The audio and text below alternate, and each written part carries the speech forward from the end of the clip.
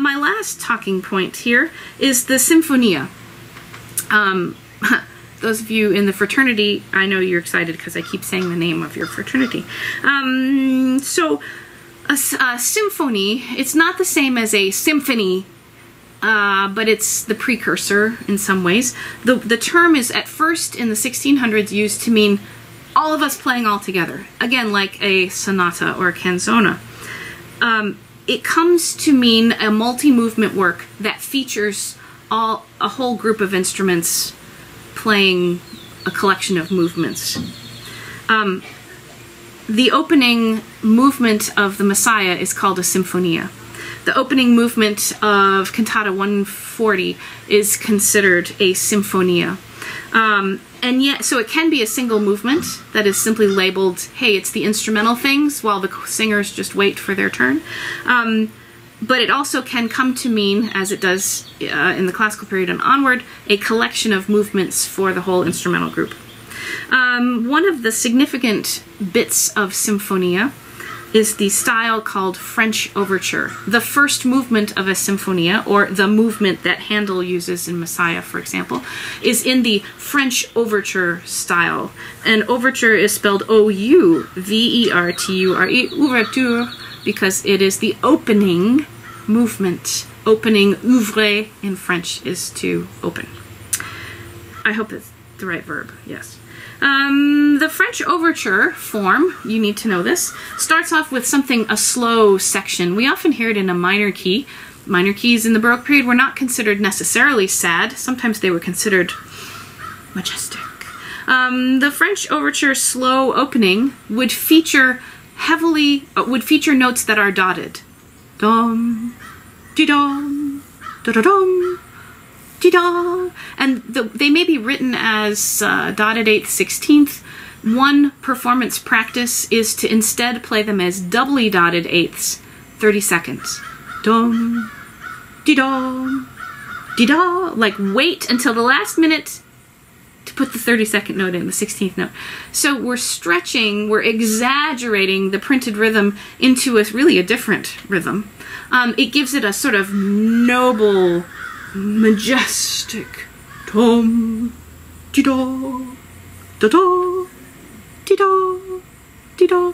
The other way to perform the dotted rhythms of a French overture slow section would be to make them feel like 1, lay 2, lay 1, lay 2, and they might be printed in the music as 2 even 8th notes, but we would play them as, say, quarter 8th in 6/8. 1, lay 2, lay 1, and that it would look like 2 even 8th notes. Or we might play it with the very dotted idea. They're printed as 2 even 8th notes, but I play da, di-da, di-da. This is called, it's a performance practice. We find it in the treatises of performing, the manuals of performing of the time. It's called notes inegal, inegal, unequal, unequal notes. It would be easy for us to say, oh, you just play them all doubly dotted. It's more complicated than that. The more you delve into the style and learn about the complexities of performance practice from a historically informed point of view, the more you realize you can't just say, start all trills on the upper note, doubly dot all the notes. That's really painting with a broad brush. And as somebody who likes to play this style, it's kind of painful. You have to think about it and decide what's the context. So music history actually matters. It influences how do I play inegal? How do I perform this music today? This history that we're studying matters. The French overture starts with this slow, dotted, or unequal, inegal section. It's followed by a fast section that is imitative. It's fugue-like. It's not a strict fugue, but it is fugue-like. The overture to Messiah is exactly French overture. It does exactly that. There's a fugue, imitative bit followed in each of the parts. So the French overture becomes not a standard. Everybody doesn't do it that way, but boy, is it common. So when you see something that has a slow, unequal first section followed by fast imitation, you say, aha, French overture style. It doesn't have to be a French composer doing it either. Handel is not French. He does it all the time. Bach does it He's not French. But the French did it first, or did it loudest or best, had the best publicity. I'm going to close by talking about, oh, by the way, favorite composers of mine of sinfonias are the English composer William Boyce, not a very well-known composer, but I love his sinfonias. They're fun to play, they're very easy to put together. And also Telemann wrote some really lovely sinfonias that are suites, essentially. The subsequent movements are different dance types. The first movement's a French overture of, I'm thinking of the D major one that I've played. First movement can be a French overture, and then the subsequent movements are dance structures for the whole orchestra to play. Yeah, they're really great pieces. I'm not putting them on your listening list. Wah.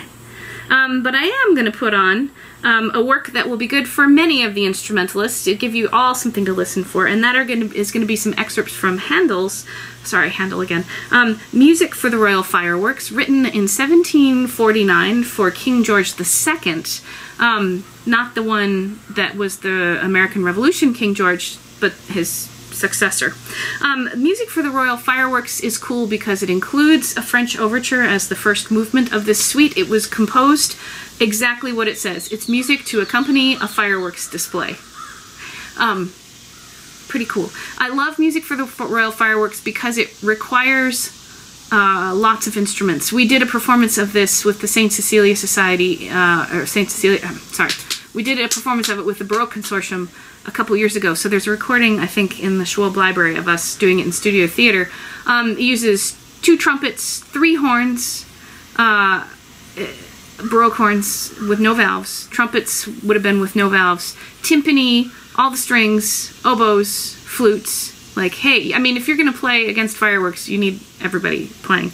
And so it's a really lovely, I think it's just a fantastically successful suite of works. Each movement after the overture is a dance movement, a dance type, and so that's what, when we performed it, we really thought about, we put all this stuff together. The hierarchy of the orchestra, the affect, the doctrine of affections, the gestures of the characteristic dance types, if we were playing a minuet or a bourrée or an allemande, when's the lift, when's the landing, when's a jump, those kind, even though we weren't dancing these things, we put this all together, and I think that's when the really successful performances of Music for the Royal Fireworks or any of this stuff happens. I'm going to list this for you as a video link on Cougar View. I'd love you, I'll tell you which bits to listen to. What you're going to watch is a performance by, I think it's the Orchestra of the Enlightenment. It's an early music group in London at the BBC Proms. The Proms are a big free concert that they do across London in August. And you just go and take your beer, and anybody, they're for anybody. Don't have to be for rich people or fancy people. The whole, like, all of England goes to London for these proms, which are these concerts. And so this is a cool one. I love watching the trumpet players who are playing natural trumpets, and they play it with holding it out because they're straight trumpets, and the other hand is very elegantly on their hip. And I just think that's so cool. So it's pretty neat. So I'll put that link up for you to give a listen to. So the 3 genres that I just took you through, the sonata genre, which tends to be for smaller groups, 1 or 2 people. Maybe a trio sonata is for 3, 2 melody instruments and a continuo band. The concerto, which is for potentially lots of people. You can play a concerto with 4 people, 1 on each string part, plus a continuo group. So it doesn't have to be 90 people on a stage. Our ideas of numbers are so codified in the modern era, but concerto. And the sinfonia, which is again for everybody to play together. You could play a sinfonia with just 1 on a part, so you might end up with just 8 people or 5 people and a continuo band. Or you could play it with 30 people. The 24 violins of the king, for example. So size is a tricky thing to imply, but those are the 3 genres that you have to pay attention to. So go look at your listening list and see how it's marked out, and take what you just heard and tie it into the music that you're going to listen to. Thanks. So, Leslie and I are going to show you a little bit about how playing continuo and figured bass can work in chamber music. We're going to play a movement of one of the sonatas by Michel Blavet. And right now we're going to just play an excerpt of it where Leslie will play just the melody, just the ink on the page, and I will play just the bass line, just the ink on the page.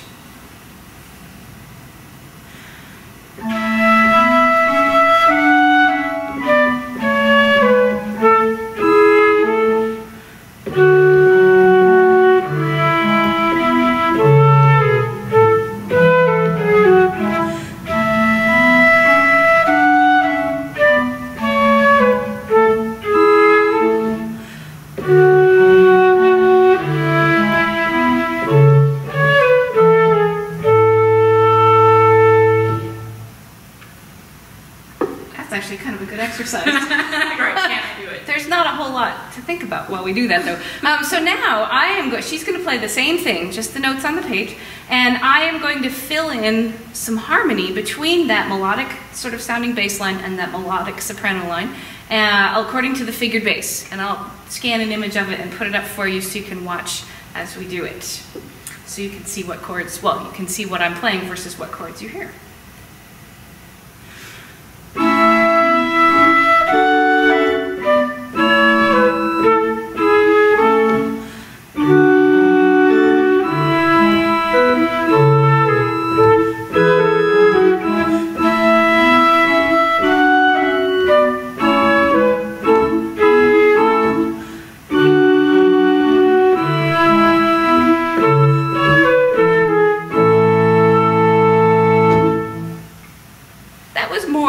Interesting, because now you could hear more of the vertical harmonies. But now we're going to do what it really wants us to do, which is to stop only playing the notes on the page and to play the notes that are maybe in our soul. And those notes might not be the same notes every time. In fact, we're going to play this first strain with its repeat. We'll play it twice, and I bet that some of the things we do will not actually be the same the second time through. So we are going to take liberties and ornament and add whatever sort of decoration seems appropriate to us in good taste at the moment that we're playing.